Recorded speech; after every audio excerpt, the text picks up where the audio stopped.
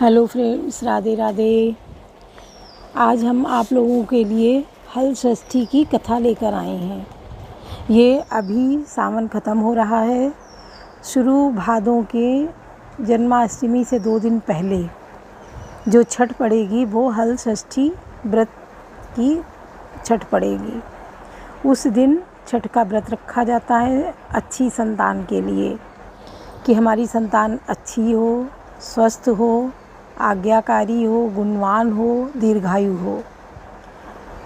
इन्हीं अच्छी बातों के लिए हल षष्ठी का व्रत रखा जाता है। और इस दिन हल से जो चीज़ जोत के खेत में बोई जाती हैं, पैदा होती हैं, उनको खाया नहीं जाता है। जैसे कोई अनाज है या खेत में जो भी चीज़ हल के द्वारा होती हैं वो नहीं खाई जाती हैं। तो इस दिन ज़्यादातर ब्राउन चावल जो होता है वो पानी में होता है। तो ब्राउन चावल है, छुआरे हैं, मखाने हैं, मिश्री है और इसी तरीके की चीज़ें खाई जाती हैं। या घर की क्यारियों में, गमले में लगी हुई जो सब्जी, पौधे, फल हैं वो खाए जाते हैं। तो सुनिए कहानी। एक राजा होते हैं, उनके यहाँ बहुत सारे कर्मचारी आते हैं, काम करते हैं। उनके अपने अपने काम बटे होते हैं कि कौन कौन सा काम करेगा। वो सभी अपना अपना काम करते हैं, दिन भर लगे रहते, खाते पीते हैं और शाम को अपने अपने घर चली जाते हैं। इन्हीं में एक बूढ़ी माँ आती हैं। उनके अपना कोई नहीं होता है। एक बेटा होता है जो परदेश चला गया होता है, ज़्यादा दिनों से आया नहीं है।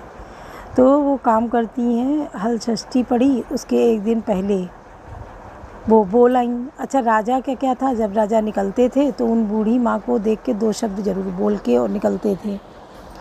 तो हल षष्ठी पड़ी, एक दिन पहले बोल आई कि कल हम नहीं आएंगे, बीच में खेत पड़ते हैं और खेतों में चला नहीं जाता, हल से जोता हुआ जो ज़मीन होती है उस पर पैर नहीं रखते हैं, इसलिए कल हम नहीं आएंगे। वो अगले दिन नहीं गई, अपने घर में रहीं। राजा निकले, उनको बूढ़ी माँ नहीं दिखी। उन्होंने पूछा, आज नहीं है माता जी, कहाँ गईं? तो सबने कहा आज हल षष्ठी का व्रत है, वो खेत से होके आएंगी तो नहीं आई हैं, वो पैर नहीं रखेंगी। राजा ने कहा ये बात, जाओ उनके दरवाजे पे हल चला दो। सब नौकर ले गए, उनके घर के सामने पूरा जोत दिया, वो घर से नहीं निकली। राजा ने कहा जाओ उनके कमरे में चला दो, आंगन में चला दो। सब कर दिया, फिर भी वो नहीं निकली। कहा जाओ उनके पूरे घर में चला दो। जब उनके पूरे घर में हल को चलाया तो वो कूद के, तब के समय में कच्चे मकान होते थे और चौका होता था, तो चूल्हे, कच्चे मिट्टी के चूल्हे होते थे, उन पे खाना बनता था। तो वो चूल्हे के ऊपर खड़ी हो गई, बोली हम आज बेटे के लिए व्रत है, हमारा बेटा आएगा और इसी पूजा के उससे हमने माना है, हम नहीं उतरेंगे। वो चूल्हे पे खड़ी हो गई। राजा से सबने कहा वो चूल्हे पे खड़ी हैं, उतरी नहीं रही हैं, ना कुछ खा पी रही हैं। राजा ने कहा जाओ चूल्हा को भी हल से फोड़ दो, जाके चला दो वहाँ भी, देखें तब क्या करती हैं। इधर कहा, वो सब नौकर लेके अंदर गए, उतने में उनका बेटा भी आ गया।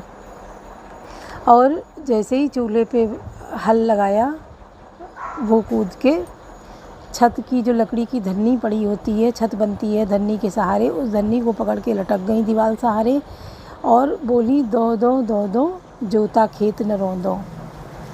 मतलब कुछ भी हो जाए, मैं जोते हुए खेत पे पैर नहीं रखूँगी। इतना कह के वो दीवार में चिपक गई, वो देवी बन गई, देवी का रूप हो गई। उसी दिन से उनको लोग छठ माता कहने लगे और हर हल षष्ठी के दिन उनकी आकृति दीवार में बना के, और नहीं तो अब तो कैलेंडर आते हैं, पेपर पे बना के उनकी आकृति और पूजा करते हैं। उसी विधि विधान से व्रत रखते हैं। हल का जोता हुआ कुछ भी ऐसा नहीं खाते हैं और पूरा दिन व्रत रख के अपने बच्चों के अच्छे जीवन की कामना करते हैं। तो आप लोगों को ये कहानी कैसी लगी, कमेंट करके ज़रूर बताइए। राधे राधे।